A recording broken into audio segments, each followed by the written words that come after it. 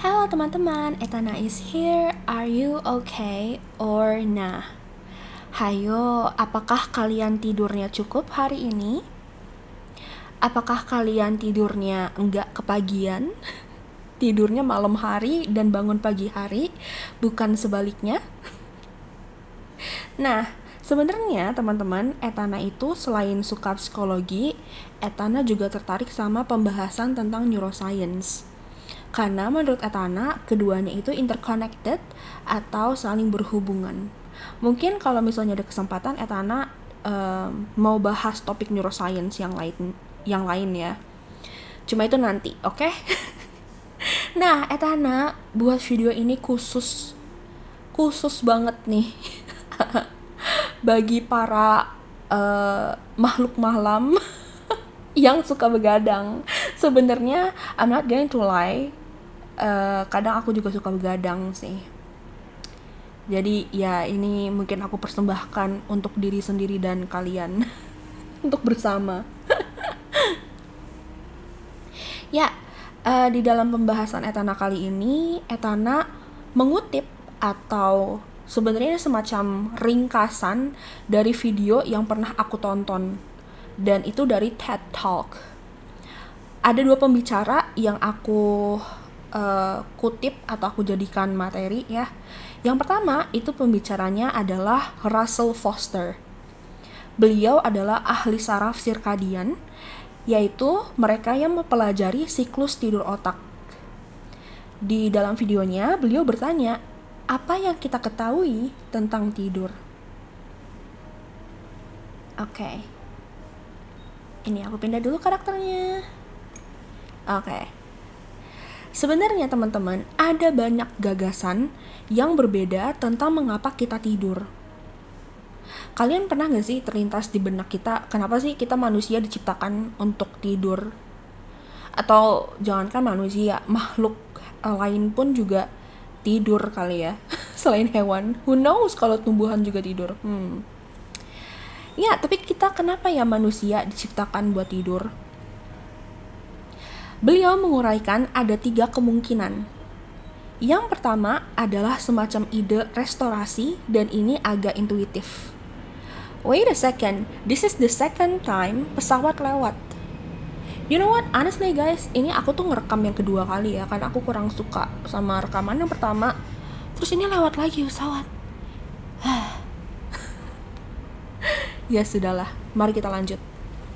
Jadi teori yang pertama ini pada dasarnya mengatakan bahwa kita sebagai manusia itu kan membakar kalori sepanjang hari.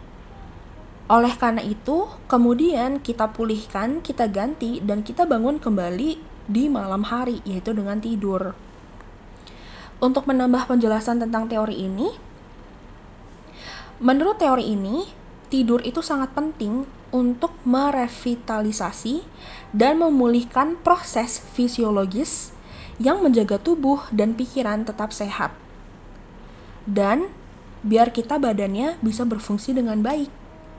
Selama tidur, tubuh juga meningkatkan laju pembelahan sel dan sintesis protein, dan juga memungkinkan otak untuk melakukan tugas-tugas tanda kutip rumah tangga.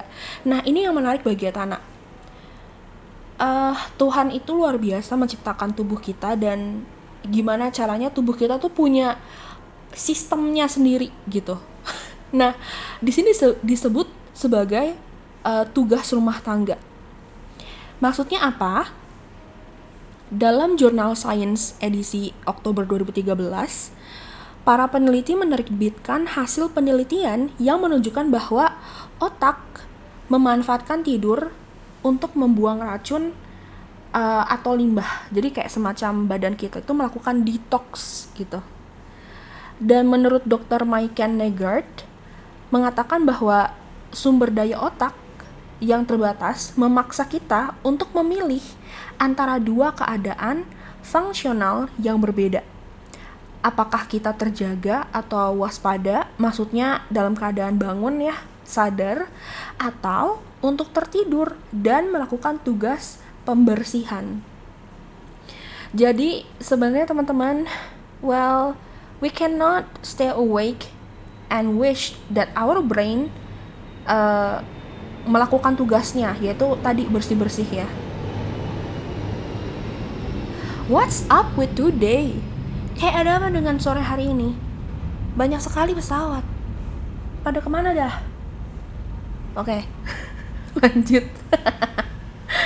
Bagaimana dengan konservasi energi? Itu ya yang kedua, energy conservation. Sekali lagi, menurut beliau ini intuitif. Kita pada dasarnya tidur untuk menghemat kalori. Kalau misalnya kita melakukan penjumlahan, sebenarnya nggak terlalu menghemat kalori sih. Misalnya nih, kita bandingin ketika kita tidur dan ketika kita tetap terjaga. Sebenarnya, kalaupun kita bangun, tapi kita nggak banyak bergerak, nggak banyak aktivitas, nggak banyak mikir, ya penghematan energi atau penghematan kalorinya tuh sama aja sih. Makanya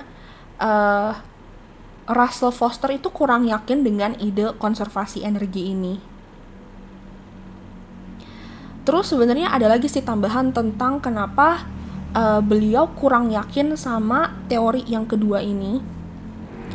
Tidur adalah sarana untuk menghemat energi. Dalam arti tertentu, dengan tidur kita dapat menghabiskan sebagian waktu kita berfungsi dengan metabolisme yang lebih rendah. Dengan demikian, kebutuhan kalori kita secara keseluruhan itu berkurang. Jika kita waktunya dihabiskan buat stay awake, buat terjaga, kita tidak mungkin memiliki cukup makanan atau energi untuk bertahan hidup. Bayangin kalau manusia terus-terusan melek. Ya mungkin kita kehabisan tenaga, kehabisan energi. Dan ya kayaknya itu almost impossible ya if we designed untuk tetap terjaga.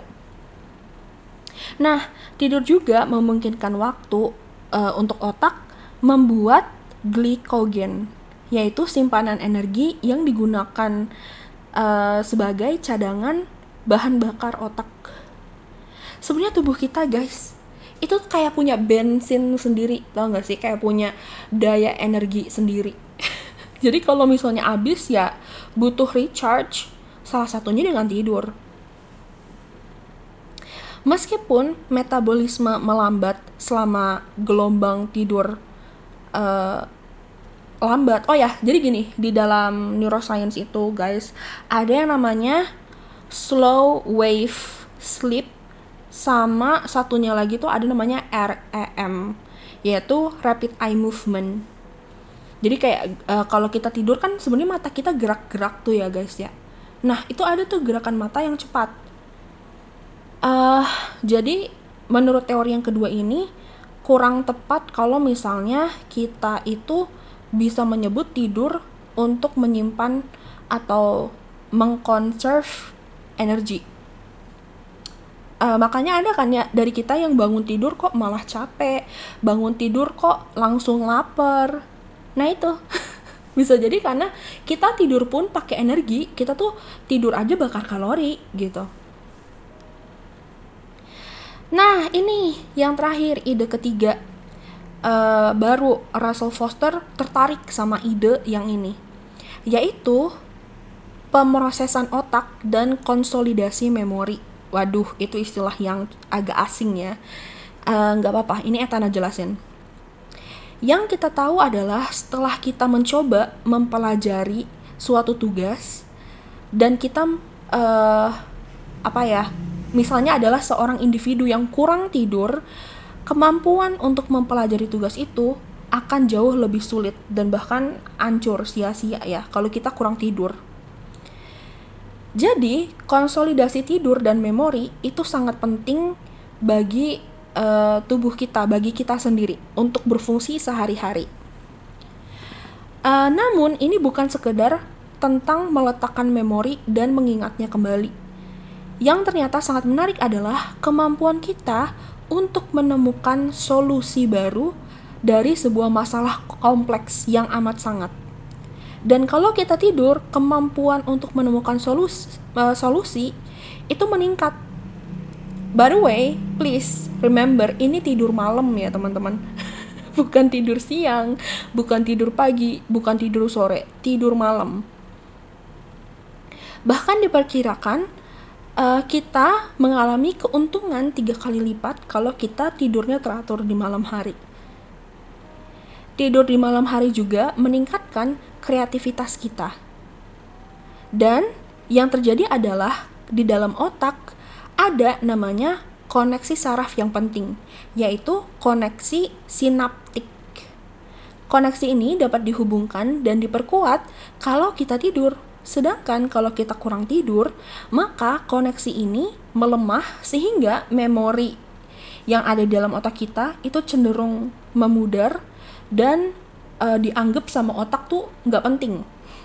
Nah ini nih, by the way, sebenarnya koneksi sinaptik itu saking pentingnya teman-teman. Etana sendiri tuh jujur agak kurang agak kesusahan untuk menjelaskannya. Jadi Etana taruh link di deskripsi kalau kalian mau baca lebih lanjut tentang koneksi sinaptik. Oke? Bentar. Aku ubah posisi duduk dulu.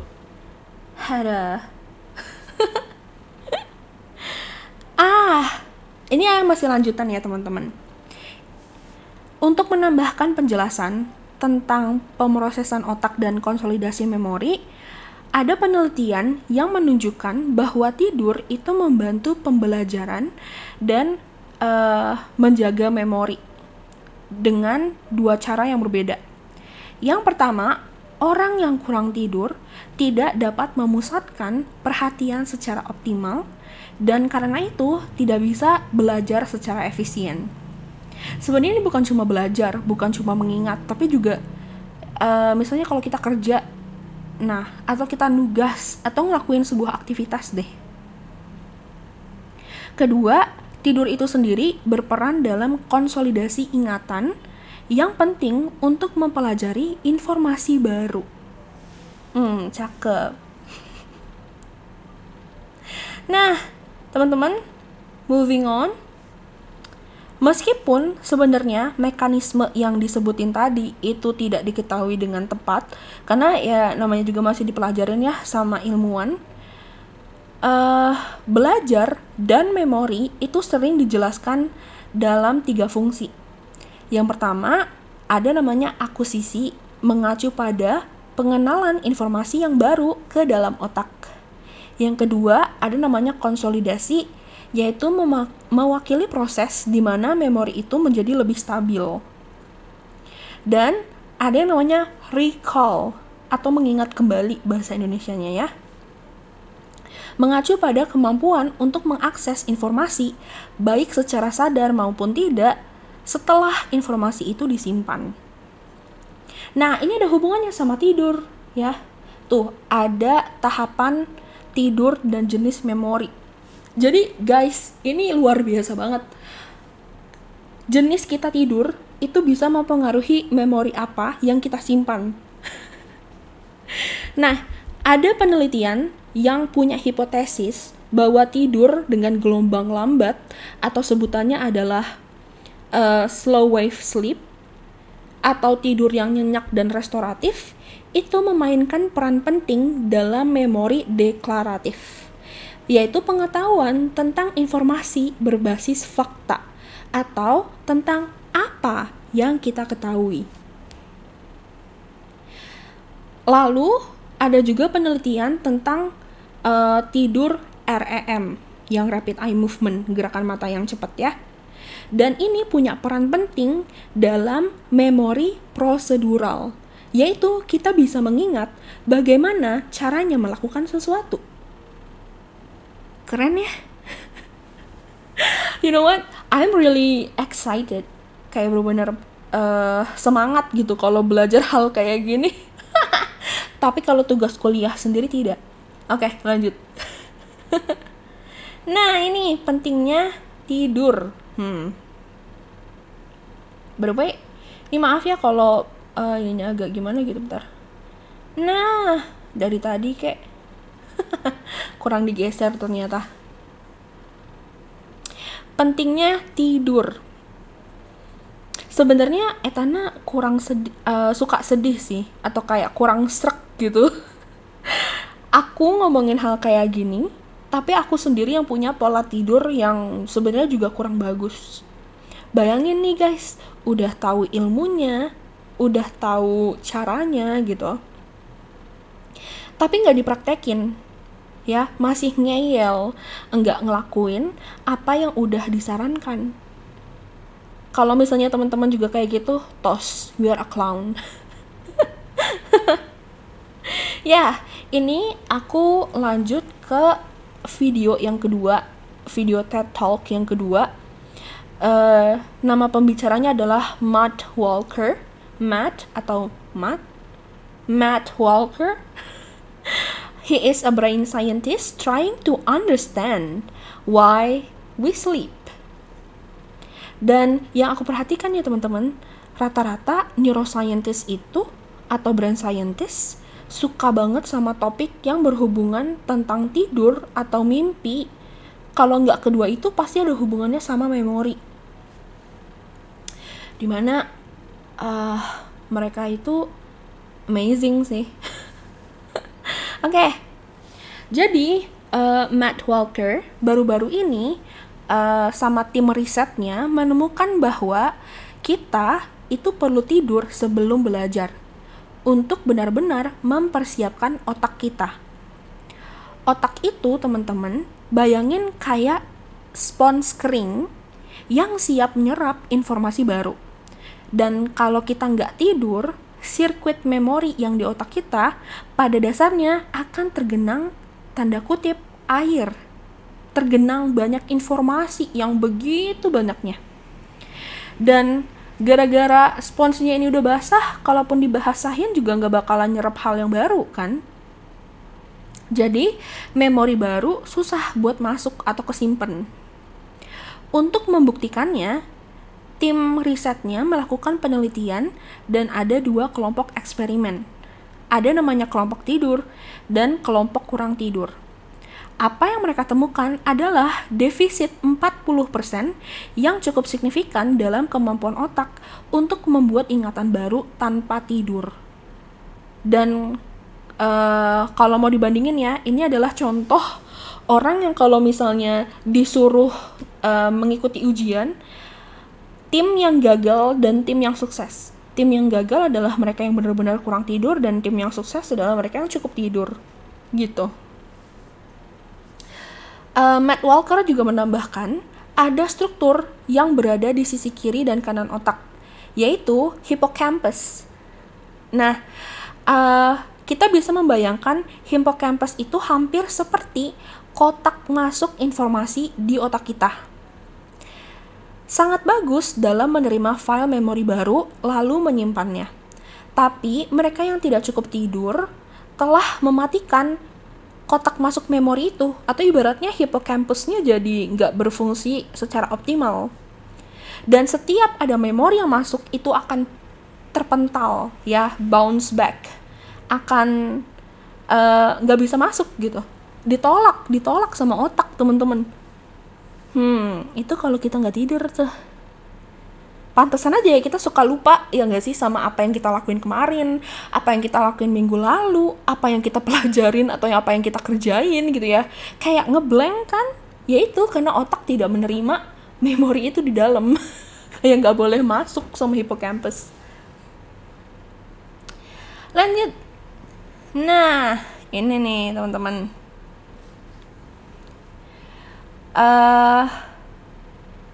Oh, enggak sih, sebenarnya masih ada di sini ya guys ya. Kita belum lanjut, sorry.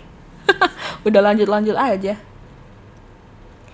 Jadi sebenarnya super power dari tidur tuh apa? Kayak kelebihan luar biasa kalau kita tidur dengan nyenyak tuh apa?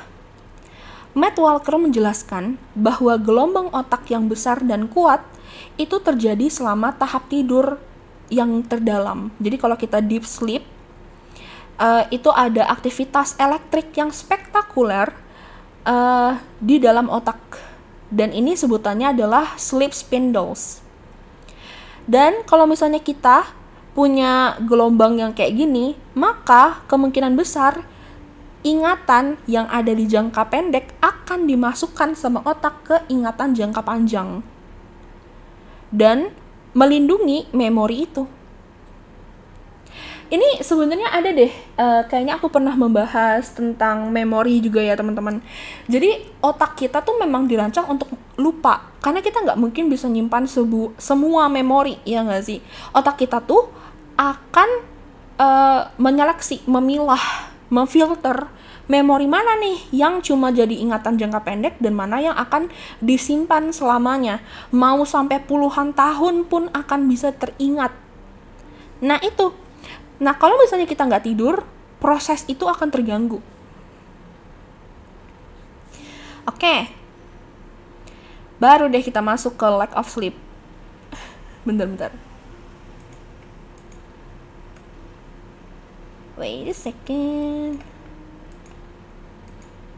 Oke. Ya, lack of sleep. Bentar. Ini aku kok agak gimana gitu ya scene-nya ya. Oke. Oke. Hal-hal negatif apa yang bisa terjadi ketika kita kurang tidur? Sebenarnya Etana dari tadi udah bolak-balik ngasihin sih benefit dan disadvantage dari tidur atau kurang tidur ya. Ada hal menarik yang disampaikan oleh Matt Walker. Tim risetnya menerbitkan bukti bahwa penuaan dan demensia keduanya tidak terjadi secara bersamaan. Mereka itu saling terkait secara signifikan. Dan itu menunjukkan bahwa gangguan tidur yang nyenyak adalah faktor yang kurang dapat perhatian, padahal itu berkontribusi terhadap penurunan kognitif atau penurunan memori pada penuaan. Yang terbaru mereka juga temukan adalah itu hubungannya sama Alzheimer. Maksudnya, jadwal atau waktu tidur yang terganggu sebenarnya bisa berdampak buruk di masa tua nanti. Serem ya teman-teman. Jadi intinya gini teman, yang fatal ya, kalau kita sebenarnya tidurnya nggak teratur, kita bisa aja punya masalah kognitif gitu. Kita punya masalah sama memori. And it's scary. Lalu yang kedua, hubungan antara kurang tidur dan sistem kekebalan tubuh kita. Nah, ini juga sama seremnya nih ya. Teman-teman, di dalam tubuh kita, itu kita punya yang namanya sel pembunuh alami. Dan anggaplah sel pembunuh alami ini seperti agen dinas rahasia yang fungsinya untuk menjaga kekebalan tubuh. Sel-sel ini sangat ahli dalam mengidentifikasi elemen berbahaya yang ada di dalam tubuh. Jadi mereka akan menyingkirkan atau menghilangkan hal yang tidak diperlukan tubuh atau hal yang berbahaya bagi tubuh. Faktanya, apa yang mereka lakukan di sini adalah menghancurkan massa tumor kanker. Jadi, yang kita inginkan adalah kita punya sel pembunuh ini. Jadi kita pingin sel pembunuh alami ini kuat. Kalau kita kurang tidur, tragisnya adalah apalagi kita tidurnya cuma 4-5 jam ya. Atau 3 jam atau 2 jam, aduh. Yang terjadi adalah penurunan aktivitas sel sebesar 70%. 70% sel pembunuh kita itu nggak aktif, guys. Imagine how vulnerable our body is. Kalau misalnya sel kita nggak kerja, kalau misalnya kita nggak tidur, itu yang terjadi. Ancaman di mana-mana. Jadi bayangin, kayak tubuh kita diserbu sama kemungkinan segala macam penyakit.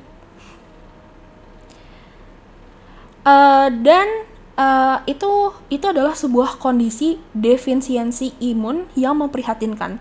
Kalau sel pembunuh alami kita nggak aktif sebesar itu, maka ya imun kita juga lemah.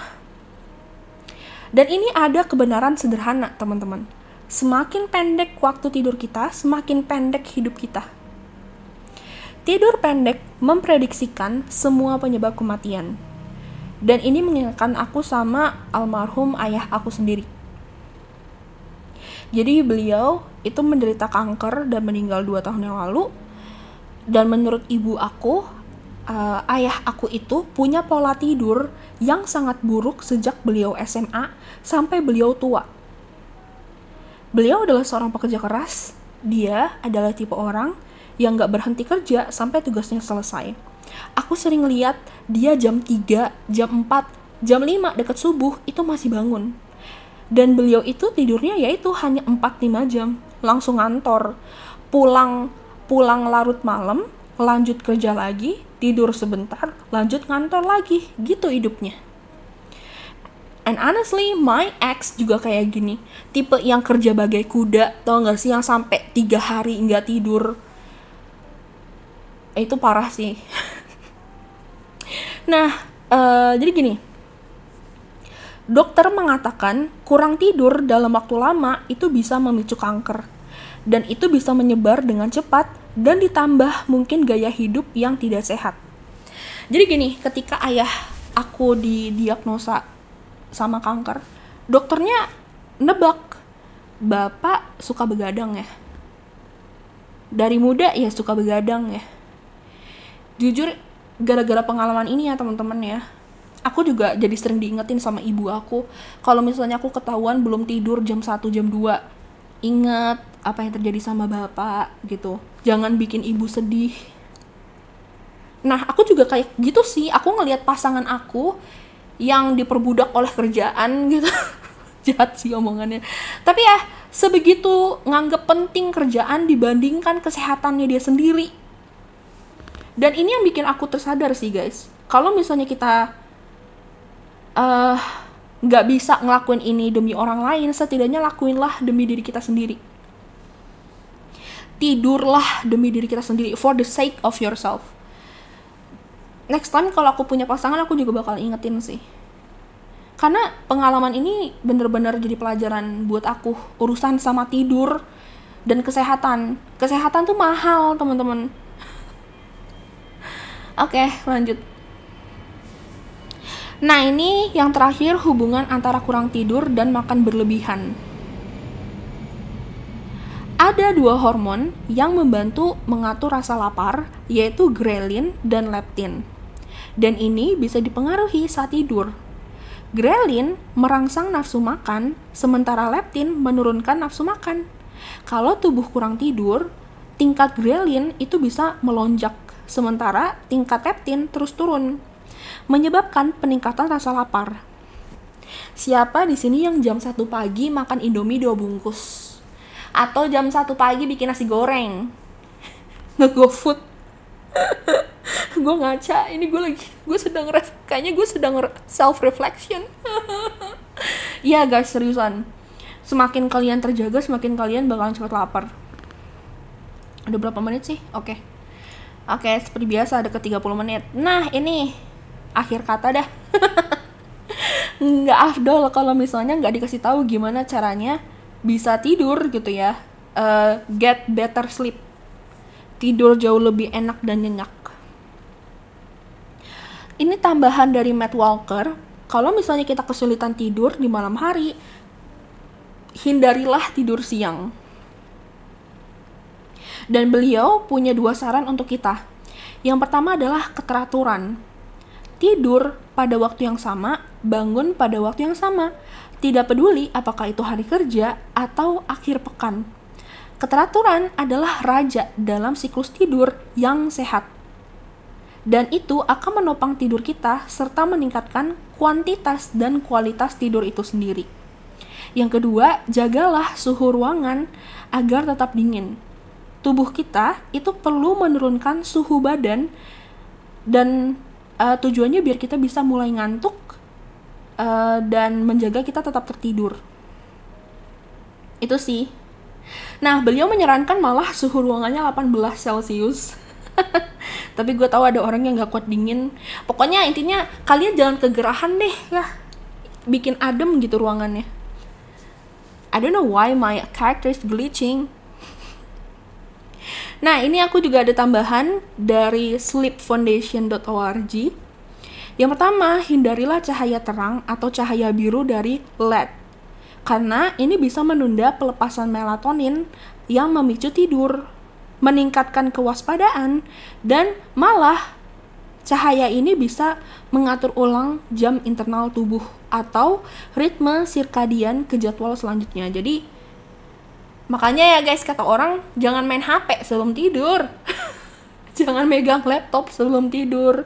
Jangan nyalain lampu kalau tidur. Itu tuh. Karena otak nganggepnya itu masih siang hari, masih terang gitu ya. Jadi gimana caranya biar kita nggak kena cahaya ini ya. Lalu yang kedua, bersantailah. Tubuh kita membutuhkan waktu untuk beralih ke mode tidur. Jadi habiskan waktu 1 jam terakhir sebelum tidur dengan melakukan aktivitas yang menenangkan. Yang ketiga, tidurlah di kasur dan bantal yang nyaman. Mohon maaf nih teman-teman ya. Gue pernah baca di Quora atau Reddit gitu. Investasi yang agak mahal tapi itu bermanfaat luar biasa adalah kasur yang mahal. Maksudnya kasur yang empuk, yang enak, yang nyaman banget. Bener-bener kayak, lu tau gak sih kasur-kasur misalnya kayak di hotel atau di villa yang bougie, yang luxury things. Ya, investasikanlah duit kita ke kasur. Gue tahu kasur itu harganya bisa puluhan juta kalau yang bagus, but guys, try to invest more ke kasur yang enak. Karena badan kita deserve a good place to rest. Oke? Yang pasti kita nggak mau bangun pegel-pegel sakit-sakit badannya, right? Ya, itu. Bantal, guling, selimut, itu pasti nyaman. Terus yang keempat, tentunya jangan minum alkohol, jangan ngerokok, jangan makan yang berat di sore hari ya. Jangan minum kafein, konsumsi kafein tuh ngopi ya. Hindari dah. Kalau misalnya kita masih sulit tidur, olahraga deh. Setidaknya rajin olahraga. Karena ini bener-bener bisa kita tuh kayak ibaratnya apa ya, biar kita baterainya habis gitu. Dan yang terakhir, coba deh atur ruangan tidur kita senyaman mungkin. Kalau misalnya tadi nggak bisa punya kasur yang wow atau bantal yang nyaman banget, setidaknya bikin lingkungan kamar kita itu super duper comfy, nyaman. Ya, sekian dari Etana teman-teman. Thank you so much for watching this video. Aku harap setelah ini kita semua bisa ya membenahi jam tidur kita dan tidur yang berkualitas. Gini, Etana tahu sebenarnya ada orang yang mungkin mengalami gangguan tidur. Kalau kalian merasa punya gangguan tidur, sulit tidur, dan ini sudah mengganggu hubungan interpersonal kalian, sudah bikin kalian jadi sakit secara fisik dan emosional gitu ya, kalian moodnya nggak bagus, seek help ke profesional. Kalian boleh ke dokter, boleh ke psikolog atau psikiater. Okay? I see you again next time. Bye-bye teman-teman.